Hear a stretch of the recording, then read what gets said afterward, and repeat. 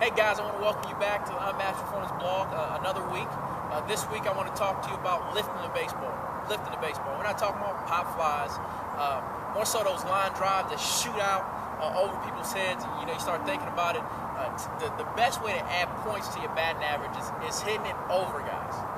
Putting their back to the field of play, and it gives you a chance to see the whole field, see things develop, and it gives you a chance to hit the ball out of the park. So pay attention today, get something from it, use it, and I guarantee it'll work. It'll work if you take it home.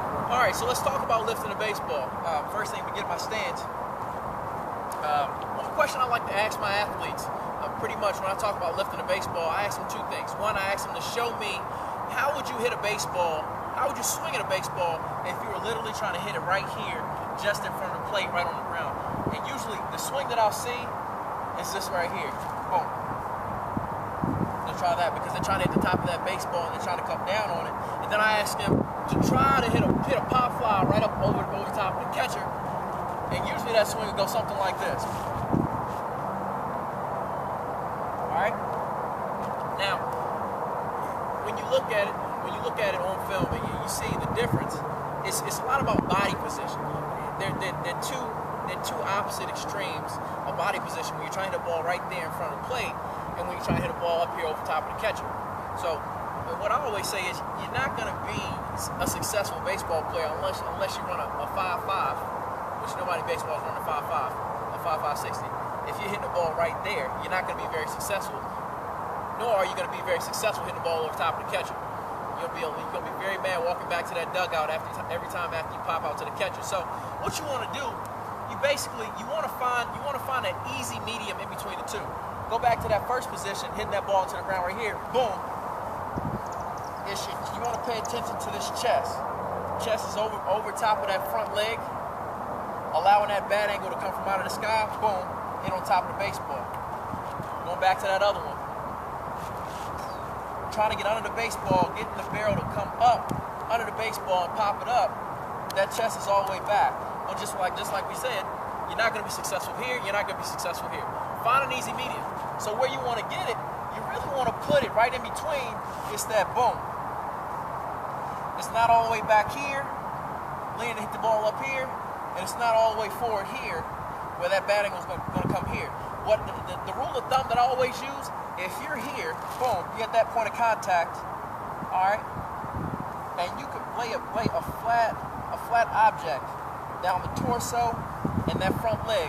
You should be on a straight line from your head to your toe here to be able to shoot out line drives, boom, deep in the gaps, over guys' heads. All right, you look at a guy like Prince Fielder, especially this time of year, when you start getting into the middle of the year. In these home run derbies, I say always pay attention to their mechanics, seeing how they lift the ball out of the park. And you see a guy like Prince Fielder, he's leaning all the way back. That's his home run swing. It's not a thing where his hands, he's trying to lift the baseball here. He's not really uppercutting here, and obviously they're not trying to hit the ball down to the ground. It's that body position. What I like to call it tilt. And one thing you'll see, guys, when they try to do it, they'll get here sometimes. They get to that point of contact, and it'll be a straight line up to the hip, but that torso will be here. Understand, we're holding the bat from the upper body. So tilting that chest back, that's what's going to cause that slight upward angle. So we need this to be on line more importantly than that straight line from the leg up to the hip, because this is still going to bang a ball into the ground no matter how you look at it. All right, so just going back, we talked about that back foot, getting that thing turned, affect that rotation, that hip torque. Also, we talked about that front knee, helping that thing get turned, and that front foot staying straight. They all tie into each other, and this is why I touched on that tilt as the last thing. Because it's as simple as this, getting into that position to tilt. So we start here, boom. Once you get into your load, we've loaded that back leg. The front knee is almost straight. We want a slight flex so we can help this thing torque. I just load, boom, and I rotate. I'm in every position that I want to be in. All right, notice what happens when this back leg gets straight.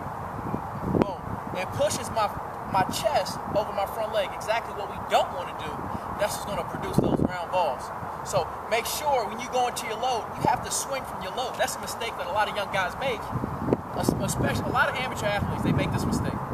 They think that swaying back and swaying forward is going to produce more power, when no, actually, it's making you a lot worse of a hitter, because now it's rushing that ball. Say a ball's coming at 75 miles per hour, you're shifting back forward, you just turn 75 into 78, maybe even 80, depending on how fast you take it back forward. So when you go into that load, take it back, boom, stay back there, and swing from that point, so we can be in this position of contact.